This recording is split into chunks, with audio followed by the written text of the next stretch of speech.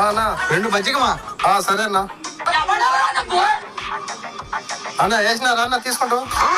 బాబు నువ్వే తెచ్చిమ్మా. అన్నా నేను తేలని మీరే వచ్చి తీసుకోమండి. రే చూడరా వాడికి ఎంత గూట్లో బలుపో. అవును మామా. పోరా.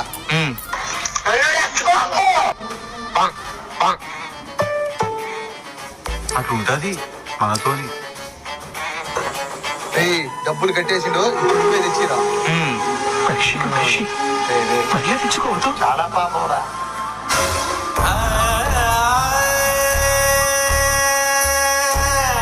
ఇదన్నా